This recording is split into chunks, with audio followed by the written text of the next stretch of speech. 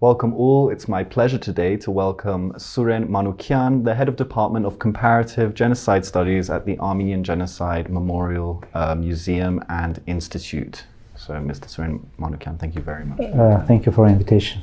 I want to start off, Armenian Genocide Remembrance Day on April 24th is coming up. This was the day in the Ottoman Empire when Armenian intellectuals, public figures were deported from Istanbul. But since then, in 2020, we had the war in Nagorno-Karabakh. We had regions of Nagorno-Karabakh like Hadrut, Artakis, Talish, and Shushi ethnically cleansed of their Armenian population. So, even though over 100 years have passed since the Armenian Genocide, what context are we talking about in today's circumstances? How has this context changed since 2020? Okay, thank you for the question. It's very important to stress on some shifts in mindset of people that happened after the Second Artsakh War. Before this war, narrating the story of Armenian genocide to my students, I tried to understand if they comprehended all the horrors and violence that happened in the time of Armenian genocide. Now, speaking to them about Armenian genocide, I can be sure, unfortunately, that they know what massacre is. They know what refugees are. They know how the world can be ignorant, how the world can be indifferent to your sufferings, can be indifferent and just remain in the position of bystanding. And I think now they understand what happened with Armenians 100 years, more than 100 years ago, more accurately. They understood how it is to be attacked by the enemy that is stronger, that is more powerful, and how it is when you are alone in this world. And I think it's a very important thing that we started to feel after the Second Artsakh War. And coming to this day of marking of Armenian genocide, the memory of the victims of Armenian genocide, I think this day is very important, not only from the perspective of just mourning of our victims or maybe glorifying of our signs, because maybe you remember in 2015 the victims of Armenian genocide were canonized by Armenian Church. But I think it's a very important day for stressing Armenian identity.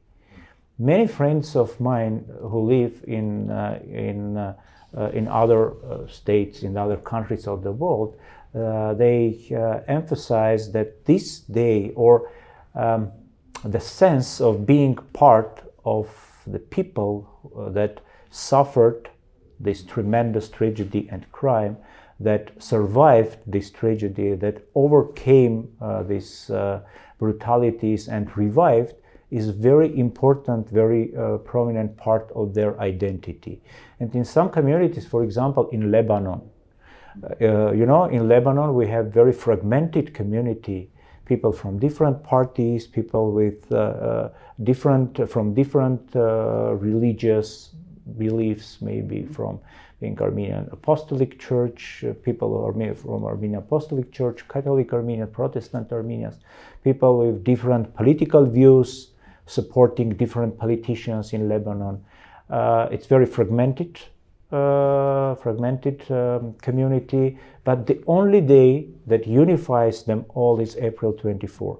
And I think that this ritual of marching to Tsitsernakabert here in Armenia, or this tradition to mark this day, is very important for stressing of Armenian identity. And another thing I wanted to stress, that on 24th of April we mark our struggle for recognition of Armenian genocide. And I think it's also very, very critical not to concentrate only on tragedy, only on crime, but mostly concentrate on struggle, on I don't know, on our fight for acceptance and condemnation of Armenian genocide. Mm-hmm. I mean, you speak about the acceptance, and we also know that Turkey has vehemently pursued this policy of denialism. At the same time, at the moment, there is a normalization process ongoing between Armenia and Turkey. There was even an announcement this week that the border, the bridge that is on the Armenia-Turkey border is of a sound structure and can be used. You know, do you have worries that this genocide topic, you know, may be forgotten? There are some that are saying that the Armenian side is trying to be very cautious with how it deals with Turkey because of this normalization process. Despite this, I believe only in early April, the Turkish Defense Minister Hulusi Akar made an astounding statement in which he said that he denied the genocide and moreover said that Armenians were killing Turkish Muslims. Yes, it was very humiliating in the moment that we're trying to make some connections with Turkey.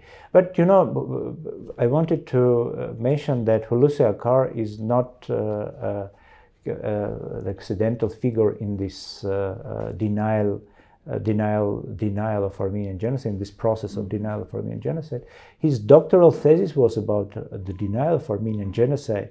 Yes, it's very interesting, and it shows the big role of this topic in Turkish elites' mind, in Turkish elites. It shows that even general, even person who devoted all his life to the military service, found that the topic of Armenian genocide is so important from the perspective of national security that he selected this topic as his doctoral thesis. And that's why I think it's very important to remember that Turkey is very attendant to this topic. Mm-hmm. And this topic is always in the center of the political discussions of Turkish elite.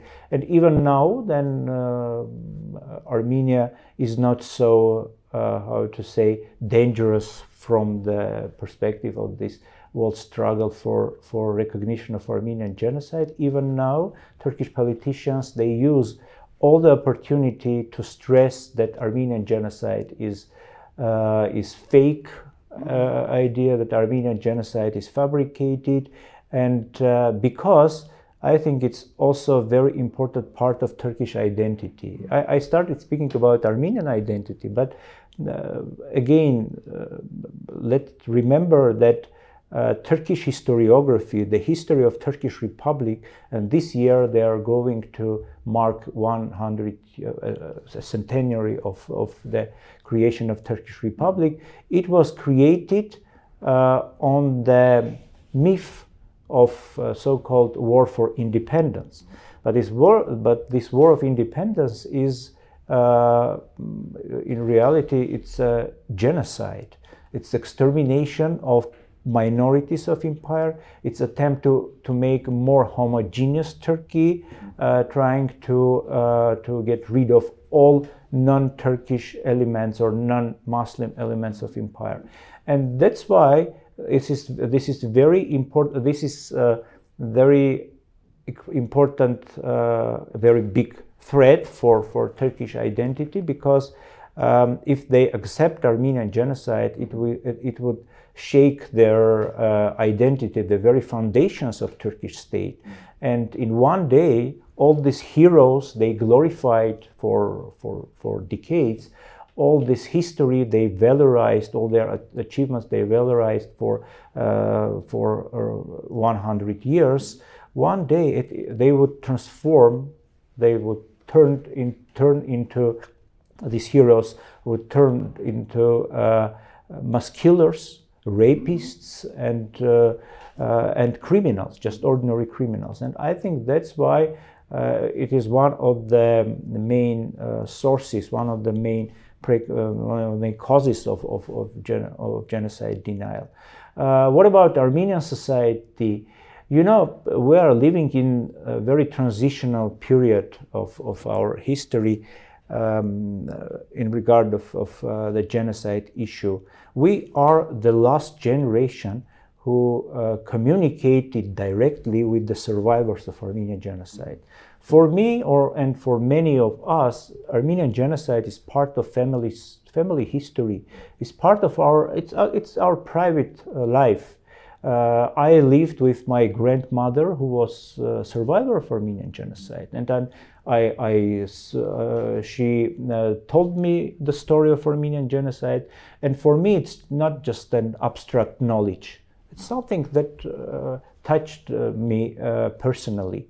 But for my children and for younger generation, it was not so tangible, so direct. And that's why I think we need to find new ways of representation of the topic of Armenian genocide. Of course, after Second Artsakh War, these memories of maybe some genetic memories, they revived, and because, you know, in Armenian society we always identified Azerbaijanis with Turks, and even in this colloquial language we use the label Turks when we speak about Azerbaijanis. And this war, this permanent threat of war, this permanent danger of new possible war is another thing that affects our society and our youth. In the process of normalization, if it is the process of normalization, honestly, I'm not sure that Turkey has sincere feeling, sincere desire to open the borders and normalize relations with Armenia. And I don't see, at least I don't see this sincere signals coming from Turkish side. And I'm very afraid that the topic of the issue of genocide can be one of the factors, or one of the maybe tools or leverage that could be used against Armenia, saying that you should go to some concessions, maybe not to mention Armenian genocide so often as you did in your previous years. And yes, I have such feelings, I feel such danger, but okay, let's see what will be in the future. But yes, we have such danger. So you mentioned this, the Armenian genocide almost disturbing the myth of the founding of the Turkish Republic. But before 1915, there were instances of institutionally racist, Armenophobic massacres after 1915 as well, even in the period of the founding of the Republic. Many countries around the world, Spain accepts many of the atrocities committed in the American continent. Germany has accepted atrocities committed, France in Algeria, Britain in India. There's this almost sense of insecurity on the part of the Turkish side. I'm wondering, what would you say about this matter? Yes, I think Turkey perceives the issue of Armenian genocide it's a very sensible topic for Turkish society, and for Turkish elite in particular, because all founding fathers of Turkey, they were in some way parts of the commitment of the Armenian genocide, and among them were central perpetrators, very top perpetrators of Armenian genocide. For example, Shukru Kaya, he was head of department that was responsible for deportations. It's like if new governments of Turkey would appoint Adolf Eichmann in a position in Turkish government. And also Another person I recall is Abdul Halik Randa, who became the head of Turkish parliament, the second person in New Turkish Republic. He was the governor of Bitlis, and being governor of Bitlis, he organized the total extermination of Armenians of Mush. And I know it well because my mother was from Mush, so my roots are coming from Mush too. And yes, it's very sensible topic for Turkey and Turkish elite. Of course, I think Turkish elite is monitoring the situation in the world, and I think Turkish elite also sees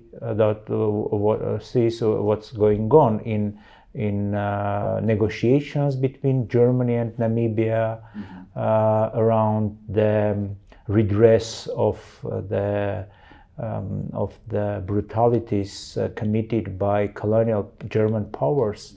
Even before the Armenian Genocide in 1908, they exterminated the Herero population of their colony, African colony, and now they are in negotiations. And Germany suggested some.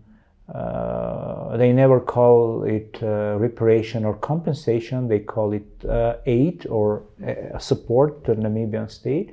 But we all understand that it's the process. It's a precedent.